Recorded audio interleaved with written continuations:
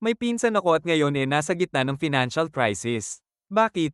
Kasi naman, siya mismo ang nagpilit na lumipat sa isang bahay na obvious namang hindi niya kaya bayaran. Walang matinong trabaho, kung saan-saan lang kumakapit ng racket tapos parang may sariling branch sa kafe, araw-araw may 300 piso para sa kape, tapos lagi pang kumakain sa labas. Bago pa siya pumirma ng kontrata sa bahay na yun, sinabi ko na sa kanya, "Oy, sobrang mahal niyan, baka mabaon ka." Pero ang sabi niya, deserve ko naman ng magandang lugar.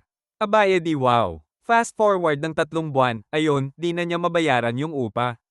Tapos ngayon, sa akin siya lumalapit, humihingi ng pera. Sabi niya, pautang naman hanggang makabawi ako. Excuse me? Ako rin may bayarin. May sarili akong renta. May mga utang din akong binabayaran. At higit sa lahat, sinabihan ko na siya noon pa lang. Pero ako ngayon ang masama kasi wala akong mabigay. Tinanggihan ko siya, maayos naman, alam mo naman na mahal kita. Pero hindi ko kayang maging palaging tag-asalo mo sa mga desisyong ayaw mong pag-isipan.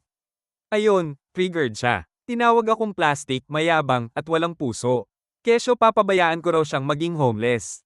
At syempre, hindi pa doon natatapos. Biglang tumawag ang tita ko, ang nanay niya, at sabi, wala kang puso. Magkakamag-anak kayo. Dapat nagtutulungan kayo. Di wow ulit. Gusto ko lang naman maintindihan, ako ba talaga ang mali rito? Dahil ayoko siyang pautangin para sa bahay na ako mismo ang nagsabing huwag niyang kunin? O talagang convenient lang para sa lahat na ako ang tag-asalo pag pumalpak siya? Minsan pakiramdam ko gine-gaslight ako ng buong angkan.